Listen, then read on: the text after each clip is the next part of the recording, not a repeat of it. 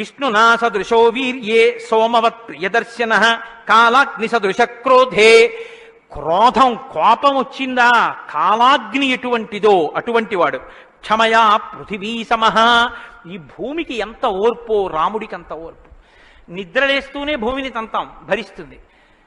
మలమూత్రాలు భూమి మీద విసర్జిస్తాం, భరిస్తుంది. ఉమ్మి భూమి మీద వేస్తాం, ఊరుకుంటుంది. పోనీ ఏదో పొరపాటున వచ్చింది వేరు. కావాలని ఒక రకమైన తాంబూలం వేసుకుని బొమ్మడమే ప్రయోజనంగా నెత్తురు కక్కుకునేవాడు కక్కుకున్నట్టు భూమి మీద ఎర్రటి మరకలు పడేటట్టు అదే పనిగా ఉమ్మి వేసేటటువంటి వాడిని కూడా భరించినటువంటి భూమాత యొక్క ఓర్పుని ఎంత స్తోత్రం చేయాలి నిజంగా. కాబట్టి అన్నం కావాలి, నాగలి పెట్టి అమ్మ గుండెల మీద చీరుతాం. ఇల్లు కట్టుకోవాలి, శంకుస్థాపన పేరుతో గుణపాలు పెట్టి అమ్మ గుండెల మీద గుచ్చుతాం. ఆఖరికి ఇంత సంపాదించి ఇంత కీర్తి తెచ్చి మా నాన్నగారు, మా బాబాయ్ గారు, మా మేనమావ, మా ఆయన ఇన్ని బంధుత్వాలు పెట్టుకున్న వాళ్ళు ఆ ఊపిరి ఆగిపోగానే తీసుకెళ్లి బయట చిరిగిపోయిన బొంతో చాపో వేసి పడుకోబెట్టి కొత్త చాప తెచ్చి 4 కర్రలకేసి తాడేసి కట్టి తీసుకెళ్లిపోతుంటే ఆఖరణ పుచ్చుకునేది ఈ తల్లి ఒక్కతే. ఎవ్వరు ఇంట్లో ఒక్క రాత్రి కూడా ఉంచుకోరు. యావత్ పవనో నివసతి దేహే తావత్ పృచ్చతి కుశలంగేహే గతవతి వాయౌ దేహాపాయే భార్యా బిభ్యతి తస్మిన్ కాయే అంటారు శంకర భగవత్పాదులు. అటువంటి ఈ తల్లిది ఎంత ఓర్పో. ఎన్ని అపచారములు చేసినా కూడా కడుపులో పెట్టుకునేటటువంటి అమ్మ స్వరూపమైనటువంటి భూమికి ఎంత ఓర్పు ఉందో అంత ఓర్పు కలిగిన వాడయ్యా రామచంద్రమూర్తి. కాబట్టి ధనదేన సమస్యాగే సత్యే ధర్మ ఇవాపరః. కుబేరుడు ఎంతటి ధనవంతుడో అంతటి మహానుభావుడు, అటువంటి త్యాగం ఉన్నవాడు. సత్యే ధర్మ ఇవాపరః. సత్యము ధర్మము ఒకదాన్నొకటి ఎలా కాపాడుకుని రక్షించుకుంటాయో అలా రక్షించి కాపాడగలిగినటువంటి వాడు. తమేవం గుణ సంపన్నం రామం సత్యపరాక్రమం.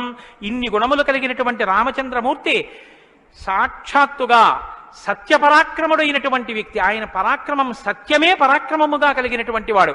అటువంటి వాడు రామచంద్రమూర్తిని ఆ రాముని యొక్క కథని సంక్షేపంగా చెప్పారు. సంక్షేపంగా అంటే వివరంగా కాదు, బాగా గుర్తుపెట్టుకోండి.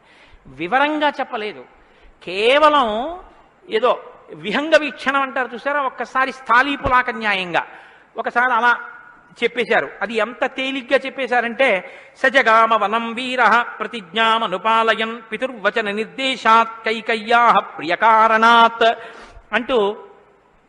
కానీ సంక్షేప రామాయణ శ్లోకాలండి అవి నిజంగా మంత్రాలే.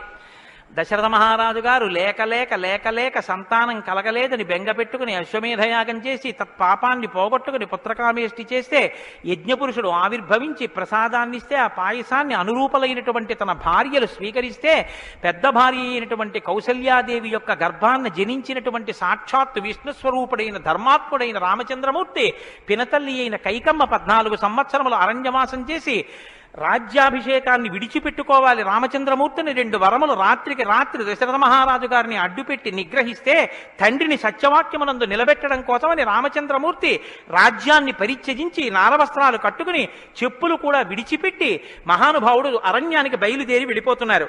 ఆ వెళ్ళిపోతున్నటువంటి సమయంలో రామశ్చ దయితా భార్య నిత్యం ప్రాణ సమాహిత జనకస్య కులే జాతా దేవమాయేవ నిర్మిత సర్వలక్షణ సంపన్నా నారీణాముత్తమావధూ సీతాప్యనుగత రామం శిశిలం రోహిణీ యథా. సాక్షాత్తుగా దేవమాయయే లోకంలో ఉన్న సౌందర్యమంతా రాశీభూతమై ఒక స్త్రీ రూపంలో వచ్చిందా అన్నంతగా కనపడేటటువంటి సీతమ్మ తల్లి, జనక మహారాజు గారి యొక్క పుత్రి, అయోనిజ అయినటువంటి తల్లి, స్త్రీలలో ఉత్తమమైనటువంటి రత్నంగా చెప్పబడినటువంటి తల్లి, సర్వలక్షణ సంపన్న అయినటువంటి సీతమ్మ చంద్రుణ్ణి రోహిణి ఎలా అనుసరిస్తుందో అలా కష్టసుఖాల్లో నీతో కలిసి ఉంటాను తప్ప నేను అంతఃపురంలో ఉండను అని చెప్పి రామచంద్రమూర్తితో కలిసి అరణ్యవాసానికి బయలుదేరింది. సోదరుడైనటువంటి లక్ష్మణుడు కూడా రామచంద్రమూర్తితో బయలుదేరాడు. ముగ్గురు అరణ్యవాసం చేస్తున్నటువంటి సమయంలో చిత్రకూట పర్వతం మీద ఉండగా తనకి రాజ్యం కావాలని భరతుడు కోరకపోయినా తల్లి వరం చేత రాజ్యాన్ని పొందడానికి అర్హుడైన భరతుడు మేనమావ గారి ఇంటి నుంచి తిరిగి వచ్చేసరికి దశరథ మహారాజు గారు ప్రాణాలు విడిచిపెడితే నాకు ఈ రాజ్యం వద్దని భరతుడు శత్రుఘ్నుడితో వశిష్ఠుడితో తల్లులతో కలిసి చిత్రకూట పర్వతం దగ్గరికి వెళ్ళి అన్నా రామా నాకొద్దు, ఈ రాజ్యం నువ్వే తీసేసుకోమని ఎంత నిగ్రహించినా ధర్మాత్ముడు సత్యవాక్య పరిపాలకుడైనటువంటి రామచంద్రమూర్తి నా తండ్రిని సత్యంలో నిలబెట్టడం కోసం నేను ఈ వనవాసానికి వచ్చాను తప్ప నాకు ఈ రాజ్యం అక్కర్లేదు అక్కర్లేదని స్వీకరించడం మానేసి తన పాదుకలను తీసుకెళ్లి భరతుడికి ఇస్తే భరతుడు పాదుకలను పట్టుకుని నందిగ్రామానికి వచ్చి సింహాసనం మీద పెట్టి రాజ్యం చేస్తుంటే మహానుభావుడు చిత్రకూట పర్వతం మీదే ఉన్నట్టయితే వచ్చినటువంటి తల్లులు సోదరులైనటువంటి భరత శత్రుఘ్నులు జ్ఞాపకానికి వస్తారని చిత్రకూటాన్ని విడిచిపెట్టి దండకారణ్యంలో ప్రవేశించి ఉన్నటువంటి సమయంలో అక్కడ ఉన్నటువంటి రాక్షసులలో ఒకటి అయినటువంటి శూర్పణక వచ్చి రామచంద్రమూర్తి యొక్క తమ్ముడైన లక్ష్మణుడు లేదా సంక్షేప రామాయణం ప్రకారం రాముడంటే లక్ష్మణుడు చేసిన పని రాముడు చేసినట్టే, అందుకని రాముడి చేత ముకుచెవులు కోయబడితే ఆ శూర్పణక చేత ప్రేరేపింపబడిన కరదూషణాదులు త్రిశిరస్సు అనేటటువంటి 14,000 మంది రాక్షసులు రాముడి మీద దండెత్తి వస్తే తృణప్రాయంగా 14,000 మందిని నిగ్రహించినటువంటి రామచంద్రమూర్తి యొక్క పరాక్రమాన్ని శూర్పణక వల్ల తెలుసుకున్నటువంటి రావణాసురుడు అసూయతో సీతమ్మ తల్లి మీద మోహంతో సీతమ్మ తల్లిని అపహరించి తీసుకుని వెళ్ళిపోతే ఆగ్రహించినటువంటి రామచంద్రమూర్తి శబరిని దర్శనం చేసి తర్వాతి కాలంలో సుగ్రీవుడితో స్నేహం చేసి వారిని నిగ్రహించి దశ దిశలకి వానరుల్ని పంపిస్తే దక్షిణ దిక్కుకు వెళ్ళినటువంటి హనుమ సీతమ్మ తల్లి యొక్క జాడ కనిపెట్టి 100 యోజనముల సముద్రాన్ని దాటి ఈవలి ఒడ్డుకు వచ్చి రామచంద్రమూర్తికి సీతమ్మ క్షేమవార్త చెప్తే రామచంద్రమూర్తి నీలుని యొక్క సహకారంతో సముద్రానికి సేతువు కట్టి సముద్రాన్ని దాటి ఆవలి ఒడ్డుకు వెళ్లి లంకారాజ్యంలో వానర సహకారంతో రావణ కుంభకర్ణాది వీరులను నిగ్రహించి తిరిగి మళ్ళీ అయోధ్య పట్టణానికి వచ్చి పట్టాభిషిక్తుడై 11,000 సంవత్సరములు ఈ రాజ్యాన్ని పరిపాలన చేసి రామరాజ్యం ఇలా ఉంటుంది అని చెప్పి లోకానికి చాటి చెప్పిన వాడయ్యా రామచంద్రమూర్తి అంటేనే సంక్షేప రామాయణాన్ని కథారూపంగా శ్లోకరూపంగా నారద మహర్షి వాల్మీకి మహర్షిగా ఉపదేశం చేశారు. ఉపదేశం చేస్తే సంతోషించారు. ఆ రామరాజ్యం యొక్క గొప్పతనాన్ని 4 శ్లోకాలు వినకపోతే మనం దోషం చేసిన వాళ్ళం అవుతాం. ప్రహృష్టముదితో లోకస్తుష్ట పుష్ట సుధార్మిక నిరామయో హ్యరోగస్యా దుర్భిక్ష భయవర్జిత న పుత్రమరణం కించిత్ ద్రక్షంతి పురుషః క్వచిత్ నార్యాశ్చా విధమా నిత్యం భవిష్యంతి పతివ్రతాః న చాగ్నిభయం కించిత్ అప్సుమజ్యంతి జంతవః న మాతజం భయం కించిత్ నాపి జ్వరకృతం తథా న చాపి క్షుద్భయం తత్ర న తస్కర భయం తథా నగరాణి చ రాష్ట్రాణి ధనధాన్యయుతాని చ నిత్యం ప్రముదితాః సర్వే యథా కృతయుగే తథా అశ్వమేధశతైర్రిష్ట తథా బహుసువర్ణకైః. రామచంద్రమూర్తి రాజ్యం చేసేటటువంటి కాలంలో కొడుకులు మరణిస్తే పెద్దవాళ్ళైనటువంటి వాళ్ళు పిల్లలకి ప్రేతకార్యం చేయడం అన్నది లేదు. స్త్రీలు విధవలై భర్త మరణిస్తే జీవించవలసినటువంటి దౌర్భాగ్యం లేదు. అందరూ పసుపు కుంకాలతో భర్త చేతుల మీద వెళ్ళిపోయేవారు. ఎక్కడ అగ్నిభయం ఉండేది కాదు. జంతువులు నీళ్లలో మునిగి మరణించడం అనేటటువంటిది ఉండేది కాదు. వాత భయం కానీ, అనారోగ్యాలు కానీ, జ్వరాలు ఏర్పడడం కానీ, భయంకరమైన వ్యాధులు పటమరించడం కానీ, దొంగతనం కానీ, క్షుద్బాధ కానీ, ఆకలితో అలమటించడం కానీ, అశాంతి కానీ లోకంలో ఎక్కడా లేవు.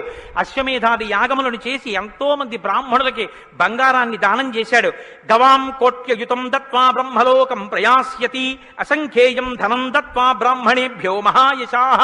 కొన్ని కోట్ల గోవులు దానం చేశాడు, కొన్ని కోట్ల బంగారు నాణెములు దానం చేశాడు.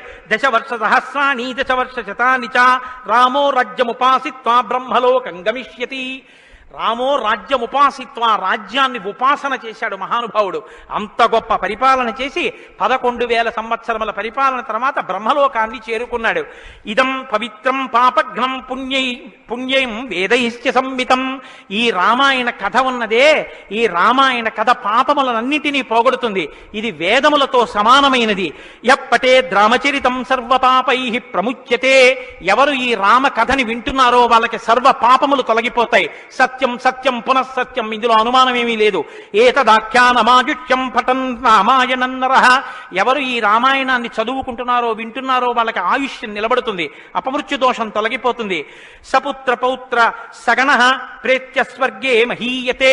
పుత్రుల్ని, కొడుకుల్ని, మనవల్ని చూసిన తర్వాత 3 తరాలు చూసిన తర్వాత సంతోషంతో సుఖశాంతులతో ఇహమనందు జీవించి ఆఖర్ర తేలికగా శరీరం నుంచి ప్రాణం విడిపోయి జీవుడు సంతోషంగా భగవన్నామం చెప్తూ స్వర్గలోకాన్ని చేరుకుంటాడు. ఇంతటి గొప్ప అనుభూతిని, ఐశ్వర్యాన్ని అనుగ్రహించగలిగినటువంటి శక్తి కలిగినటువంటిది రామాయణం. కాబట్టి ఎల్లరూ ఈ రామాయణాన్ని చదువుకోవాలి, వినాలి, ధరించాలి అని నారద మహర్షి వాల్మీకి మహర్షికి చెప్తే తదేక ధ్యానంతో ఆ మాలామంత్రంగా వినపడిన సంక్షేప రామాయణాన్ని విని పొంగిపోయిన హృదయంతో తన్మయత్వంతో ఉన్నటువంటి వాల్మీకి మహర్షి యొక్క స్థితి దగ్గర ఇవాల్టి ఉపన్యాసాన్ని పూర్తి చేస్తున్నారు.